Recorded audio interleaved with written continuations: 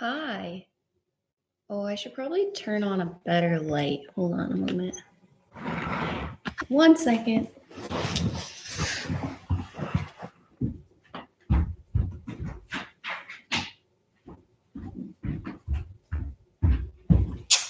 I went to film school. I know how lighting works. Okay. I don't think anyone's really on this stream, but that's okay. It's mostly just for me. I was going to read this book that I really love called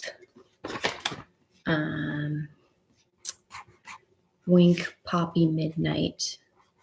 But then I was looking at it. I opened up to the first page and it just bam, just starts right into a sex scene. And I was like, we're gonna start slow first. So at the last minute I had to pick a new book. So I'm gonna start off with, I want to put this up somewhere. Is that a thing? Oh my gosh, no, it's backwards.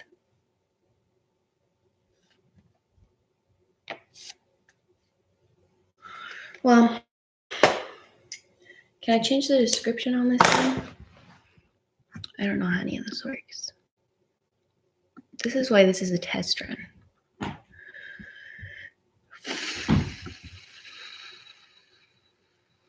Oh well, RIP. I'm gonna be reading the Scorpio races, which is one of my favorites. Let me just check her.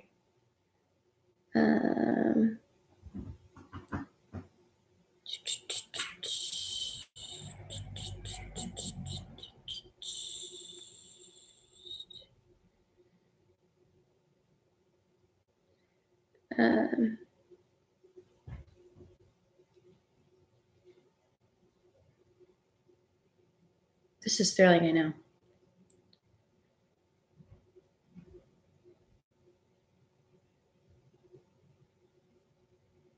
Fuck. I forgot to post a link. I'm not very good at this. But link.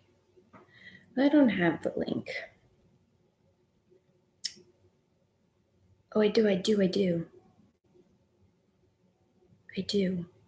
Hold on.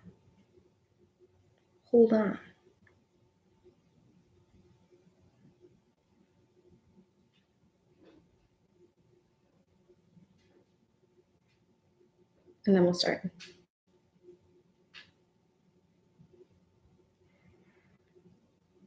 God damn.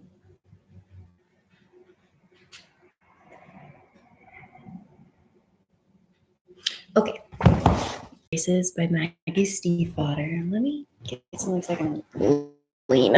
To Marion, who sees horses in her dreams. Okay. Prologue. 9 years earlier. Sean. It is the first day of November, and so today someone will die. Tell me if I'm too loud or too quiet.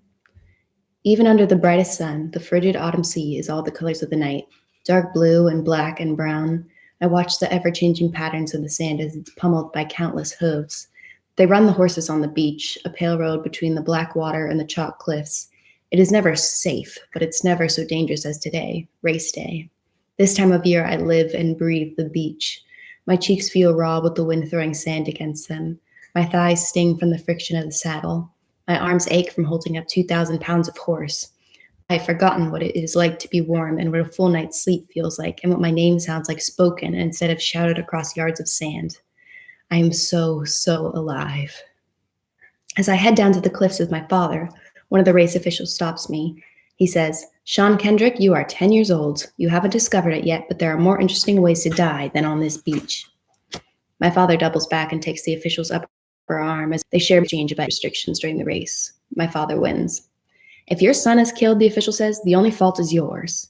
My father doesn't even answer him, just leads his I don't know, it's in another language. Stallion away. On the way down to the water, we're jostled and pushed by men and by horses. I slide beneath one horse as it rears up, its rider jerked at the end of the lead. Unharmed, I find myself facing the sea, surrounded on all sides by the Kapelyusha, the water horses. They are every color of the pebbles on the beach: black, red, golden, white, ivory, gray, blue. Men hang the bridles with red tassels and daisies to lessen the danger of the dark November sea.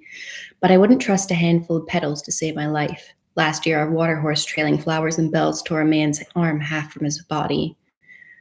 Oh, just so you know, so Scorpio races, I'll try to sort of warn you if something's going to come up, but it can be a little bloody, but I'm going to try to, it's not for the sake of blood. Lathered. Froth drips down their lips and chests, looking like sea foam hiding the teeth that will tear into men later. They are beautiful and deadly, loving us and hating us. My father sends me off to get his saddlecloth and armband from another set of officials. The color of the cloth is meant to allow the spectators far up on the cliffs to identify my father, but in his case, they won't need it, not with the stallion's brilliant red coat. Ah, Kendrick, the officials say, which is both my father's name and mine. It'll be a red cloth for him. As I return to my father, I am hailed by a rider. Ho, Sean Kendrick. He's diminutive and wiry, his face carved out of rock. Fine day for it. I am honored to be greeted like an adult, like I belong here. We nod to each other before he turns back to his horse to finish saddling up. His small racing saddle is hand-tooled, and as he lifts the flap to give the girth a final tug, I see words burned into the leather. Our dead drink the sea. My heart is jerking in my chest as I hand the cloth to my father. He seems unsettled as well, and I wish I was riding, not him. Myself, I am sure of. The Redusha stallion is restless and snorting, ears pricked, eager. He is very hot today. He'll be fast and difficult to hold. My father gives me the reins so that he can saddle the water horse with the red cloth. I lick my teeth. They taste like salt, and watch my father tie the matching armband around his upper arm. Every year I have watched him, and every year he has tied it with a steady hand, but not this year. His fingers are clumsy, and I know he is afraid of the red stallion. I have ridden him, the Skapal. On his back, the wind beating me, the ground jarring me, the sea spraying our legs. We never tire. I lean close to the stallion's ear and trace a counterclockwise circle above his eye as I whisper into his soft ear. Do you think you look fine with half a face? But I just look at the stallion's square pupil, and he looks back, his head turned slightly away from me. I hope he's remembering what I told him. Do not eat my father. My father makes a noise in his throat and says, I think you should go up now. Come here, and he slaps my shoulder before mounting up. He is small and dark on the back of the red stallion. Already, his hands work ceaselessly on the reins to keep the horse in place. The motion twists the bit in the horse's mouth. I watch his head rocking to and fro. It's not how I would have done it, but I'm not up there. I want to tell my father to mind how the stallion spooks to the right, how I think he sees better out of his left eye, but instead I say, see you when it's over. We nod to each other like strangers, the goodbye unpracticed and uncomfortable. I'm watching the race from the cliffs when a grayish horse seizes my father by his arm and then his chest. For one moment, the waves do not attack the shore and the gulls above us do not flap and the gritty air in my lungs doesn't escape. Then, the gray water horse tears my father from his uneasy place on the back of the red stallion. The gray cannot keep its ragged grip on my father's chest, and so my father falls to the sand, already ruined before the hooves get to him. He was in second place, so it takes a long minute before the rest of the hooves have passed over the top of his body and I can see it again. The red stallion circles halfway to a hungry creature from the sea, but he does as I asked. He does not eat the thing that was my father. Instead, the stallion climbs back into the water. Nothing is as red as the sea that day. I don't think often on my father's body strung out through the reddening surf. Instead, I remember him as he was before the race, afraid. I won't make the same mistake. Hi, if you're just joining us, we're reading the Scorpio races. So the first chapter, there's a little blood there. But yeah. Okay.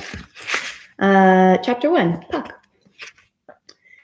People say my brothers would be lost without me, but really I'd be lost without them. Usually, if they ask someone on the island where they come from, they say something like roundabout Skarmouth, or backside of Thisbe, the hard side, or stone's throw from Thola, but not me. I remember being small, clutching my father's lined hand and some wind-beaten old farmer who looked like he'd been dug out of the sod asking, "Where you from, girl?" I answered, in a voice too loud for my tiny freckled self. "The Connolly house," he said. "What's that now?" And I replied back, "Where we Connollys live, because I'm one." And then, I am still a bit embarrassed about this part of it, and it speaks to a black part of my character, I added, "And you're not." That's just the way things are. There are the Connollys, and then there's the rest of the world. though the rest of the world when you live on Thisbe is not very large. Before last fall, it was always this: me, my younger brother Finn, my older brother Gabe, and our parents. We were a pretty quiet family altogether. Finn was always putting things together and taking things back apart and saving. 6 years older than me, he saved his energy for growing. He was 6 feet tall by the age of 13. Our dad played the tin whistle when he was home, and our mother performed the miracle of the loaves and the fishes every evening, though I didn't realize what a miracle it was until she wasn't around. It wasn't that we were unfriendly with the rest of the island. We were just friendlier with ourselves. Being a Connolly came first. That was the only rule. You could hurt all the feelings you liked so long as you weren't hurting the feelings of a Connolly. It's midway through October now. Like all autumn days on the island, it begins cold but warms and gains color as the sun rises. I get a curry comb and a brush, and I knock the dust out of Dove's dun hide until my fingers warm up. By the time I saddle her up, she's clean and I'm grubby. She is my mare and my best friend, and I keep waiting for something bad to happen to her because I love her too much. As I pull up her girth, Dove pushes her nose into my side, just shy of a nip, and pulls her head back quickly. She loves me too. I can't ride long. Soon I'll have to come back and help Finn make cookies for the local shops. I also paint teapots for the tourists, and since the races are coming up, I'll have more than enough orders backed up. After the races, there will be no more visitors from the mainland until spring. The ocean is just too uncertain a thing when it's cold. Gabe will be out all day working at the Scarmouth Hotel, getting the rooms ready for the race spectators. When you're an orphan on Thisbe, it's hard work making ends meet. I didn't actually realize there wasn't much to the island until a few years ago when I started reading magazines. It doesn't feel it to me, but Thisbe's tiny 4,000 people on a rocky crag jutting from the sea hours from the mainland. It's all cliffs and horses and sheep, and one-track roads winding past treeless fields to Scarmouth, the largest town on the island. The truth is, until you know any different, the island is enough. Actually, I know different, and it's still enough. So I'm up and riding, my toes cold in my scruffy paddock boots, and Finn is sitting in the Morris in the drive, carefully applying black tape to a rip in the passenger's seat. The rip was a gift from Puffin, the barn cat. At least Finn has now learned to never leave the windows rolled down. He's pretending to look annoyed with the repairs, but I can tell that he's actually cheerful to be doing it. It is against Finn's code to reveal too much happiness. When he sees me riding Dove, Finn gives me a funny look. Once upon a time, before last year, that funny look would have changed into a sly smile, and then he would have gunned the engine, and we would have raced, me on Dove, him in the car, though he was technically too young to drive. A lot too young. It didn't matter, though. Who was going to stop us? So we would race, me through fields, him on the roads. First to the beach, had to make the other's bed for a week. But we haven't raced for nearly a year. Not since my parents died on the boat. I turned Dove away, making little circles in the side yard. She's eager and too brisk to concentrate this morning, and I'm too cold to make her soft and round on the bit. She wants to gallop. I hear the Morris's engine rev. I turn in time to see the car go tearing down the lane, accompanied by a puff of ill-advised exhaust. I hear Finn's whoop a minute later. He pokes his head out the window, face pale under his dusty hair, smiling a grin that shows every tooth he has. "Are you waiting for an invitation?" he calls. Then he retreats back into the cab, and the engine revs high as he shifts gears. "Oh, you're on," I tell him, though he is far, far out of earshot. Dove's ears swivel back toward me, and then prick toward the road, quivering. It is a wild, cold morning, and she barely needs to be asked. I press my calves into her sides and cluck my tongue. Dove leaps into action, hooves digging up half circles of dirt behind her, and we tear after Finn. Finn's path is no mystery. He has to follow the roads, and there's only one main one, heading into Scarmouth past our house. It's not the straightest way, though. It winds around patchwork fields protected by stone walls and hedges. There's no sense following its serpentine progress marked by a trail of dust. Instead, Dove and I tear across the fields. Dove is not large. None of the natural island horses are, as the grass isn't great, but she's scopy and brave, so she and I throw ourselves over hedgerows at will so long as the footing's good. We shave off the first quarter, spooking several sheep. "Sorry," I say to them over my shoulder. The next hedgerow comes up while I'm minding the sheep, and Dove has to twist herself in a hurry to launch herself over. I throw out reins in the world's worst release, but at least keep from jerking on her mouth, and she tucks her legs up tight beneath her and saves us both.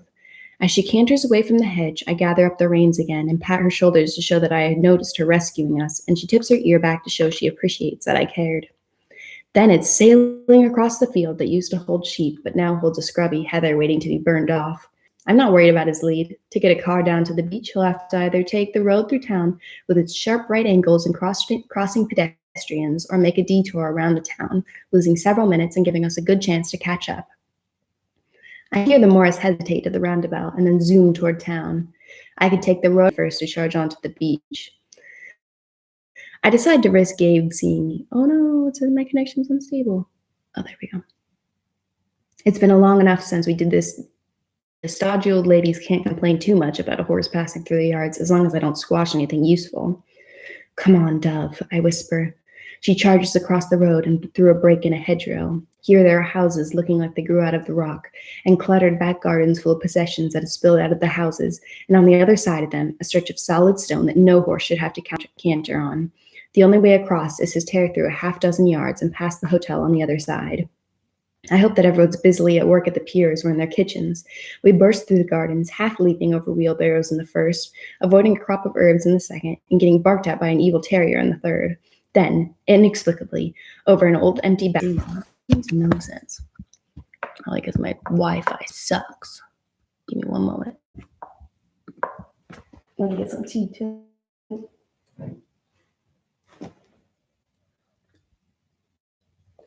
Hi. I also made this handy sign for if I had to go get more tea. It says, please hold for tea, but I didn't realize that it mirrors it. So it's absolutely useless.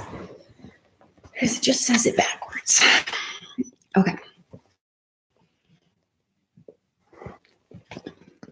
Where are we? Oh, Gabe sees her. The height of the hotel blocks the morning light and casts a deeper blue shadow on the stone walk he sweeps. Gabe looks tall and grown up with his brown jacket stretched across his broad shoulders. His ginger blonde hair creeps down the back of his neck, a little long, but he is still handsome. I feel a sudden surge of fierce pride that he is my brother. He stops what he's doing to lean on the end of the broom and watch me canter by on Dove. Don't be mad, I shout at him. A smile walks over one side of his face, but not the other. It almost looks like he's actually happy if you've ever seen one of his real ones. The sad thing is this. I've gotten used to this fake one. I've become willing to wait for the real one to reappear without realizing I should have been working hard to find it again. I canter on, urging Dove into a gallop once we're off the walk and back onto the grass. Here, the ground is soft and sandy to slope rapidly, the track becoming narrow between the hills and dunes that lead to the beach. I can't tell if Finn is ahead of me or behind me. I have to draw Dove back down to a trot as the ground grows too steep. Finally, she makes the awkward leap that takes us down to sea level. When we round the final bank, I make a noise of irritation. The Morris is already parked where the grass meets the sand. The scent of exhaust hangs in the air, cupped by the rise of the ground around us. You're still a good girl, I whisper to Dove. Mabel's making noise on the table over there. She is out of breath, but she blows out her lips. She considers it a good race. Finn stands half in and half out of the car, the driver's side door standing open, his feet on the running board. One arm rests on the roof and the other on the upper part of the open door. He is looking out toward the sea, but when Dove blows out her breath through her lips again, he looks back to me, shielding his eyes. I can see that his face is worried, so I nudge Dove next to the car. I let out the reins so she can graze while we stand there, but she doesn't lower her head. Instead, she too turns her gaze toward the ocean, 100 yards ahead of us. What? I ask. I have a sick feeling in my stomach. I follow the line of his eyes. I can just see a gray head thrusting its way above the surf, so far away and so close to the color of the tossed ocean that I can almost believe I'm imagining it. But Finn's eyes wouldn't be so large unless he was certain. Sure enough, the head emerges again, and this time I see a dark nostrils blow so wide that I glimpse a tinge of red in them, even from here. Then the rest of the head follows, and the neck, crimped mane pasted to its skin by salt water, and then the powerful shoulders glistening and damp. The water horse surges from the ocean and gives a mighty leap, as if the final steps over the incoming tide are a huge obstacle to overcome. Finn flinches as the horse gallops down the beach toward us, and I lay a hand on his elbow, though my own heart is thumping in my ears. Don't move, I whisper. Don't move, don't move, don't move. I cling to what we've been told over and over, that the water horses love a moving target. They love the chase. I make a list of reasons it won't attack us. We're motionless, we're not near the water, we're next to the Morris, and the water horses despise iron. Sure enough, the water horse gallops past us without pause. I can see Finn swallowing, his Adam's apple bobbing in his skinny neck, and it's so true. It's hard not to flinch until it's leapt back into the ocean once more. They're here again. This is what happens every fall. My parents didn't follow the races, but I know the shape of the story nonetheless. The closer it gets to November, the more horses the sea spits out. Those islanders who mean to race in future Scorpio races will often go out in great hunting parties to capture the fresh capeluche, which is always dangerous since the horses are hungry and still sea mad. And once the new horses emerge, it's a signal to those who are racing at the current year's races to begin training the horses they caught the years before, the horses that have been comparatively docile until the smell of the fall sea begins to call to the magic inside them. During the month of October until the 1st of November, the island becomes a map of safe areas and unsafe areas, because unless you're one of the riders, you don't want to be around when a capeluche goes crazy. I get it. She says somewhere how that's pronounced, but I'm going to look at it. Our parents tried hard to shield us from the realities of the Usha horses, but it was impossible to avoid it. Friends would miss school because an Usha horse had killed their dog overnight. Dad would have to drive around a ruined carcass on the way to Scarmouth, evidence of where a water horse and a land horse had gotten into a fight. The bells at St. Columbia's would ring midday for the funeral of a fisherman caught unawares on the shore. That's Mabel. You guys say hi, Mabel. Finn and I don't need to be told how dangerous the horses are. We know. We know it every day. Come on, I say to him, staring out to sea, his thin arms bracing him upright. He looks very young just then, my little brother, though he's really caught in that strange no man's land between child and man. I feel a sudden urge to protect him from the grief that October is going to bring, but it isn't really the grief of this October I have to worry about. It's that of an October already long gone. Finn doesn't answer, just ducks back into the morass and shuts the door without looking at me. It's already a bad day, and that's before Gabe gets home.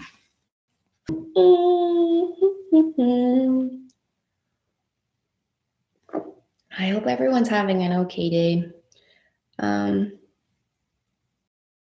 Do this for a really long time. I don't really care if anyone watches the streams. I just kind of like reading out loud. And I just figured it was a good time to do it because I am stuck in my house without structure. So I gotta make my own structure.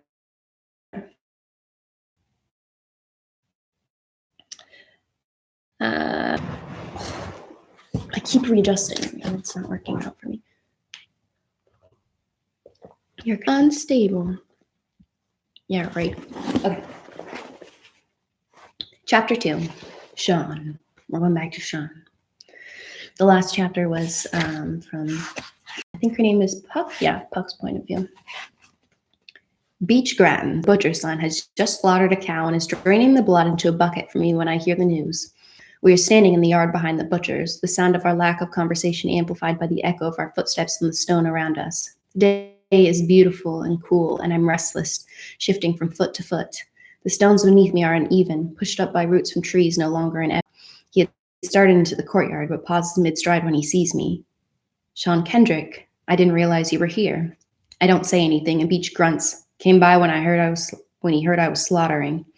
He gestures to the cow's corpse, which now hangs decapitated in the goodness me, from a tripod of wood. The grounds are washed with blood from where Beach was slow to place the bucket beneath the cow. The cow's head lies off to the edge of the yard, tumbled onto its side. Thomas Grattan's mouth works as if he'd like to say something to Beach about the scene, but he doesn't. Thisbe is an island well populated by sons disappointing their fathers. Did you hear then, Kendrick? Thomas Grattan asks. Is that why you're here and not on a horse? I am here because the new men that Malvern has hired to feed the horses are afraid at best and incompetent at worst, and the hay has been poor and the cuts of meat even worse. There's been no blood to speak of for the capeluche, as if by treating them as regular horses the grooms hope to make them so. So I'm here because I have to do things myself if I want them done properly. But I just say, I haven't heard. Beach slaps the dead cow affably on the neck and tips the bucket this way and that. He doesn't look at his father. Who did you hear from? I don't really care about the answer to his question. It doesn't matter who heard or who saw what, only that the capeluche are climbing out of the sea. I can feel in my bones that it's true. So this is why I feel restless. This is why Cor paces before his stall door and why I can't sleep. The Connolly kids saw one, Tom and offer. 3 children of a fisherman, orphaned twice over by the capeluche. There are plenty of single mothers to be had on the island, their men gone missing in the night, stolen away by their savage water horse or by the temptation of the mainland. Plenty of single fathers, too, wives snatched from the shore by suddenly present teeth or seized by tourists with large wallets. But to lose both parents in one blow, that's unusual. My story, father pulled in the ground, mother lost in the mainland, is common enough to have been forgotten long ago, which is fine by me. There are better things to be known for. Thomas Grattan watches soundlessly as Beach hands off the bucket to me and begins to indelicately butcher the corpse all the while. I think he may be trying to hum. I'm mesmerized by the utter unawareness of the entire process, the childlike pleasure Beach takes in a job ill done. Thomas Grattan and I catch each other's eye. He learned his butchering from his mother, not me, Thomas Grattan tells me. I don't quite smile, but he seems gratified by my response anyway. If you don't like how I do it, Beach says, not looking up from his work, I'd rather be at the pub, and this knife fits in your hand, too. Thomas Grattan makes a mighty sound that comes from somewhere between his nostrils and the top of his mouth, and it is a sound to me that effectively proves the etymology of Beach's grunts. He turns away from Beach and looks at the red-tiled roof of one of the buildings flanking the courtyard. So I expect you'll be riding in the race this year, he says. Beach doesn't respond, because of course his father is speaking to me. I reply, I expect so. Thomas Grattan doesn't answer right away, just continues gazing at the evening sun, lighting the roof tiles to brilliant red-orange. Eventually he says, yes, I expect that's what Malvern asks of you then. I've worked in the Malvern yard since I was 10, and some people say that I got the job out of pity, but those people are wrong.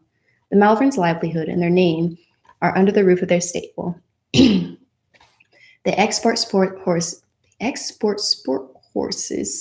Goodness. They export sport horses to the mainland, and they won't have anything compromising that, far less something as humanitarian as pity.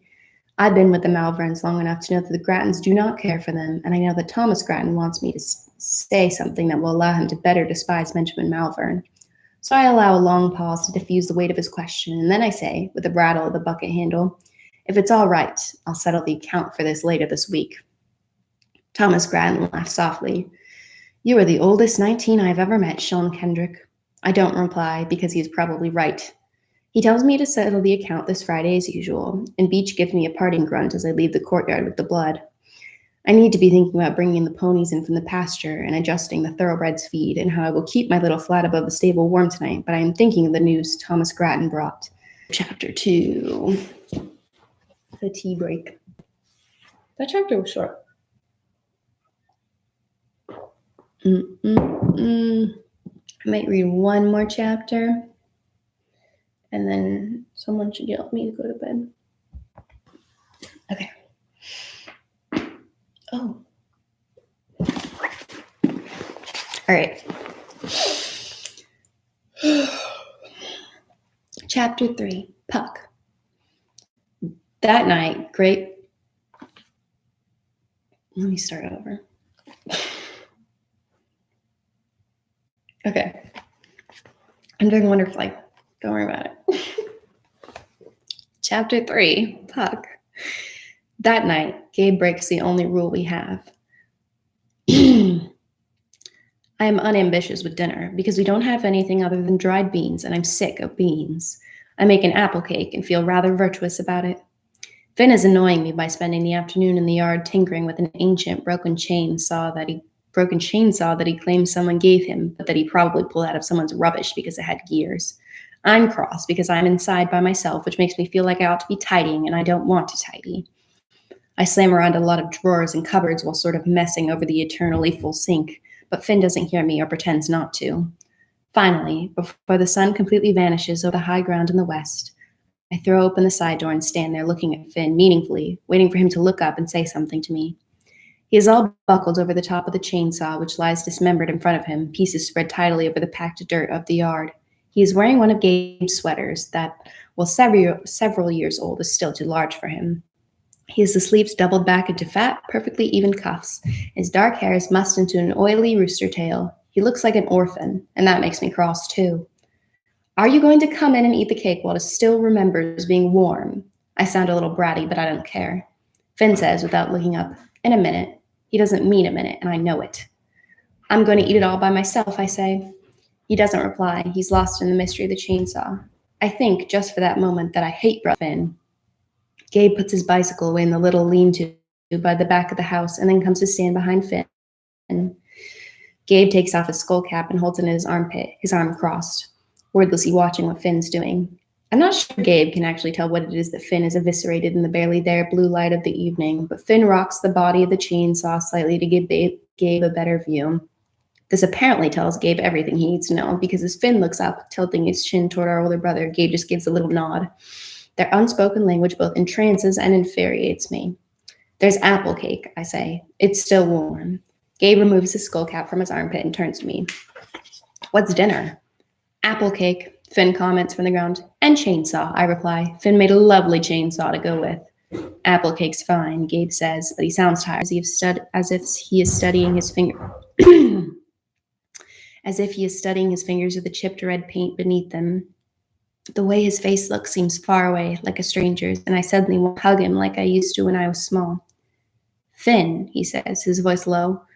When you get that together, I need to talk to you and Kate. Finn looks up, his face startled, but Gabe is already gone, disappeared past me into the room he still shares with Finn, despite our parents' room being empty. Either Gabe's request or his use of my real name has gotten Finn's attention in a way that my apple cake couldn't, and he begins to assemble the parts rapidly, dumping them into a battered cardboard box. Oh, I can start starting to feel this on my throat.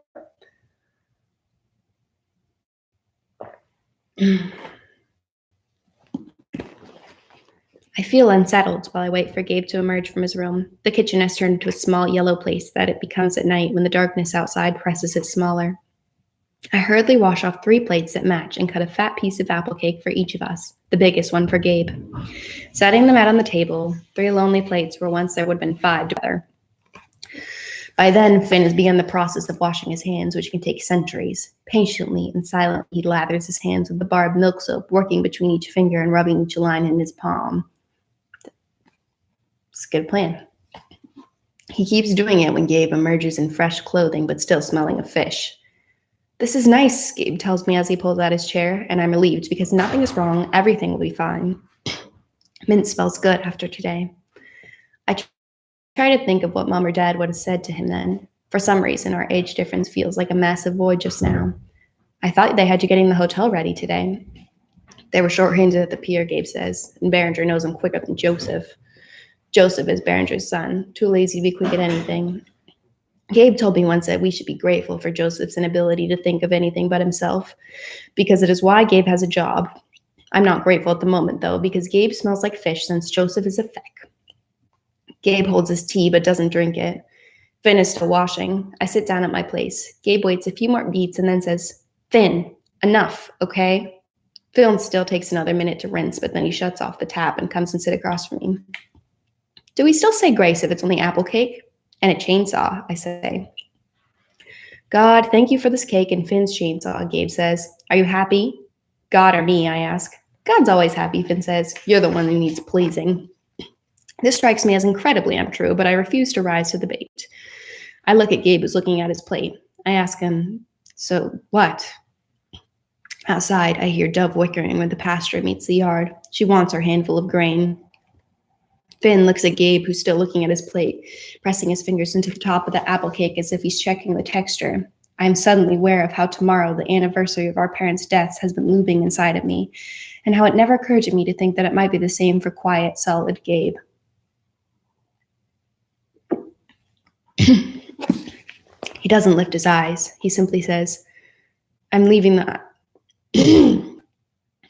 That was a little emotion for you. Definitely not my throat giving out.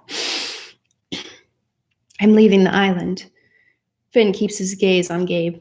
What? I can't speak. It's like he said it in a different language and my brain has to translate it before I can understand it. I'm leaving the island, Gabe tells us, and this time the statement is firmer, more real, though he still doesn't look at either of us. Finn manages a whole sentence first. What will we do with all of our things? I add. What about Dove? Gabe says, I'm leaving the island. Finn looks like Gabe has slapped him. I jut my chin out and try to get Gabe to meet my eyes. You're going to go without us? Then my mind provides an answer, a logical one, that gives him an excuse, and I give it for him. So you aren't going long, you're just going to be for... I shake my head. I can't think of what he would be going for. Gabe finally lifts his face. I'm moving away. Across from me, Finn is clinging to the edge of the table, his fingertips pressed into the wood so that they're white on the very ends but bright red toward the joints. I don't think he's aware of it. When, I say. 2 weeks? Puffin is kneeling around his feet, rubbing her chin against his leg and chair, but Gabe doesn't look down or acknowledge her. I promised Berenger I'd stay that long. Berenger, I say? You promised Berenger you'd stay that long? What about us? What's going to happen to us? He won't look at me. I'm trying to imagine how we can survive with one less earning Contley and one more empty bed. You can't go, I say. You can't go so soon.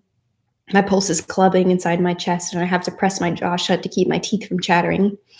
Gabe's face is utterly unchanged, and I know that I'm going to regret what I say, but it's the only thing I can think of, so I say it. I'm riding in the races, I tell him, just like that. Now I have both my brother's full attention, and my cheeks feel like I've been leaning over a hot stove. Oh, come on, Kate, Gabe says, but his voice is not as sure as it should be. He has to believe me despite himself. Before I say anything else, I have to think about it and decide if I believe me. I think of this morning, my hair tugged in the wind, the feel of Dove stretching out into a gallop. I think of the day after the races, the red-stained sand high up on the beach where the ocean has yet to reach. I think of the last boats leaving for the winter and Gabe on one of them. I could do it, if it came to it. I am. Didn't you hear in town? The horses are coming out. Training starts tomorrow. I am so proud that my words sound firm. Almost done with this chapter.